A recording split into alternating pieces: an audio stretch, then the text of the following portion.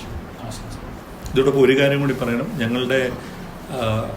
ഞങ്ങളുടെ തൊഴിൽദാതാക്കൾ, നിർമ്മാതാക്കളുടെ സംഘടന തീർച്ചയായിട്ടും നിർമ്മാതാക്കളുടെ പൊതു താല്പര്യം സംരക്ഷിക്കാനാണ് ഇത്തരത്തിലുള്ളൊരു നിലപാടെടുത്തത്.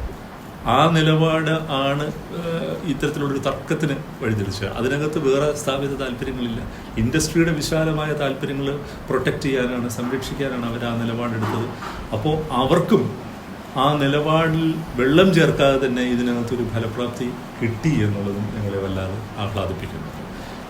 അവർ ആ നിലപാടിൽ തന്നെ തുടരുകയും ശേഷിക്കുന്ന 2 സെൻറ്ററുകളിലുള്ള തർക്കം അവരുടെ താല്പര്യങ്ങൾ തെല്ലുപോലും കോംപ്രമൈസ് ചെയ്യാതെ അവർ അത് പരിഹരിക്കുമെന്നുള്ളത് ഞങ്ങൾക്ക് ഉറപ്പുണ്ട്. ഇത് എനിക്ക് തോന്നുന്നു സിനിമ എന്ന വ്യവസായം അതിൻ്റെ ഏറ്റവും നല്ല കാലഘട്ടത്തിലൂടെ കടന്നു പോകുമ്പോൾ ഇത്തരത്തിലുള്ള കൊടുക്കൽ വാങ്ങലുകൾ സംഘടനകൾക്കിടയിൽ നടക്കുന്നത് ഏറ്റവും ശുഭോദർക്കമാണ്. അതുകൂടി പറയാൻ ഞാൻ ആഗ്രഹിക്കുന്നു. ആരെങ്കിലും സംസാരിക്കുന്നു? അൻവർ എന്തെങ്കിലും പറയൂ. അൻവർ പ്രശ്നം പരിഹരിച്ചു എന്ന് പറഞ്ഞു. അപ്പൊ എന്താണ് അതിനകത്ത് ഉള്ളൊരു ടേംസിൽ എന്താണ്? അല്ല, ഇപ്പൊ തർക്കമുള്ളത് 2 സെന്ററിലാണ്. ബാക്കിയുള്ളത് അവര് ഒരു പ്രശ്ന പരിഹാരത്തിനുള്ള ഒരു പശ്ചാത്തലം ഒരുക്കിയതാണ്. ബാക്കിയുള്ളിടത്തൊക്കെ മലയാള സിനിമ നിർത്തിയിട്ട് അപ്പോൾ അതിൽ നിന്ന് അവർ പിന്നോട്ട് പോയി. പിന്നുള്ളത് ഈ 2 സെന്ററല്ലേ. അതിൽ പ്രൊഡ്യൂസേഴ്സ് അസോസിയേഷനും അവരും തമ്മിൽ ഒരു കാലാവധി ഇപ്പോൾ വെച്ചിട്ടുണ്ട്, 1 ആഴ്ച എന്നാണ് ഞാൻ കേട്ടത്. 1 ആഴ്ചക്കുള്ളിൽ അത് നിരന്തരമായ ചർച്ചകളിലൂടെ അതും പരിഹരിക്കപ്പെടും. അതിനകത്ത് ഫോറമോൾ ഏതാണ്ട് പരിഹരിക്കപ്പെട്ടു എന്നാണ് ഞാൻ മനസ്സിലാക്കുന്നത്. അത് നിങ്ങൾ പ്രൊഡ്യൂസേഴ്സ് അസോസിയേഷനോട് കൂടുതൽ വ്യക്തത അവർ വരുത്തുമെന്ന് ഞാൻ പ്രതീക്ഷിക്കുന്നു. തർക്കം, ചെറിയൊരു തർക്കം നിൽക്കുന്നത് കോഴിക്കോട് പ്രോപ്പർട്ടിയാണ്. അതും പരിഹരിക്കപ്പെടാവുന്നതേ ഉള്ളൂ. അത് മാത്രമാണ് പ്രശ്നം.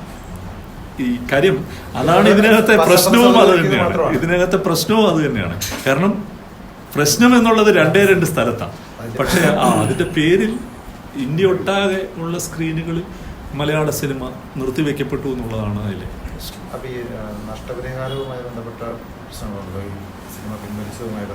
അല്ലെ, ഇപ്പോൾ ഒരു നഷ്ടപരിഹാരം എന്നുള്ളത് ഒരു ദീർഘകാലാടിസ്ഥാനത്തിൽ അത് നീണ്ടുകാണെങ്കിലുള്ള സംഗതിയാണ്. അപ്പൊ ഇത് വളരെ പെട്ടെന്ന് പരിഹരിക്കപ്പെടുകയും പിന്നെ ഞാൻ നേരത്തെ പറഞ്ഞ പോലെ ഞങ്ങൾക്ക് വേണ്ടി ഇടപെട്ട ആളുകളുടെ സ്നേഹവും ഞങ്ങൾ മാനിക്കണമല്ലോ. അപ്പോൾ ആ കാര്യങ്ങളിലൊക്കെ നമുക്ക് സമാധാനമുള്ള കാര്യമാണ്. ഏതായാലും ആവേശവും വർഷങ്ങൾക്ക് ശേഷവും ജയ് ഗണേശവും ഒക്കെ വിഷുക്കാലത്ത് ആളുകളിലേക്ക് എത്തുന്നു. കൂടുതൽ കരുത്തോടെ ആടുജീവിതവും ആളുകളിലേക്ക് എത്തുന്നു. ഇതാണ് ഞങ്ങളെ സംബന്ധിച്ചിടത്തോളം ഏറ്റവും വലിയ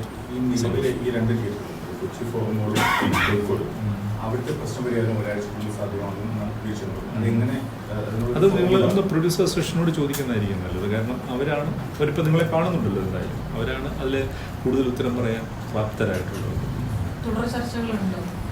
ഞങ്ങളെ സംബന്ധിച്ചിടത്തോളം ഞങ്ങളുടെ ഇത് ഇവിടെ അവസാനിക്കുന്നു. പിന്നെ പ്രൊഡ്യൂസേഴ്സ് അസോസിയേഷനും PVR ആയിട്ടുള്ള ചർച്ചകളാണ്. അതിനകത്ത് ഞങ്ങൾക്ക് എന്തെങ്കിലും ചെയ്യാൻ കഴിയുമെങ്കിൽ അത് ഞങ്ങൾ ഒരു എന്താ പറയേണ്ടത്, ഈ ഇൻഡസ്ട്രിയിൽ നിൽക്കുന്ന ഒരു സംഘടന എന്ന നിലയിൽ ഞങ്ങൾക്ക് എന്തെങ്കിലും തരത്തിൽ ഇടപെടാൻ കഴിയുമെങ്കിൽ അതിനൊരു സ്പേസ് ഉണ്ടെങ്കിൽ തീർച്ചയായിട്ടും ഇടപെടാൻ പറ്റും. പക്ഷെ അതിൻ്റെ ആവശ്യമുണ്ടെന്ന് എനിക്ക് തോന്നുന്നില്ല. വളരെ കേപ്പബിൾ ആയിട്ടുള്ള ലീഡർഷിപ്പാണ് അവരുടേത്. അത് അവർ തന്നെ കൈകാര്യം ചെയ്യുമ്പോൾ പോകും. അപ്പോൾ സന്തോഷം, എല്ലാവർക്കും ഹാപ്പി. നമ്മൾ ഉയർത്തിയ ഈ വിഷയം ഉണ്ടല്ലോ, ആ വിഷയം ഇതിനകത്ത് പ്രശ്നം ചർച്ച ചെയ്തു. അല്ല, ഞങ്ങൾ ഉയർത്തിയ കോർ ഇഷ്യൂ അതല്ല. VPF എന്നുള്ളത് ഞങ്ങളുടെ ഇഷ്യൂ അല്ല. അത് പ്രൊഡ്യൂസേഴ്സ് അസോസിയേഷൻ്റെ ഇഷ്യൂ ആണ്. ഞങ്ങളുടെ ഇഷ്യൂ മലയാള സിനിമയാണ്. മലയാള സിനിമ തമസ്കരിക്കപ്പെടുന്നു. അതിനെയാണ് ഞങ്ങൾ കോർ ഇഷ്യൂ ആയിട്ട് അഡ്രസ് ചെയ്യുന്നത്. അത് പരിഹരിക്കപ്പെടും. അതെ, അത് അവർ 1 ആഴ്ചക്കുള്ളിൽ പരിഹരിക്കുമെന്ന് പറയുന്നുണ്ടല്ലോ. അത് അവർ പരിഹരിക്കട്ടെ. ഇമ്മീഡിയറ്റ്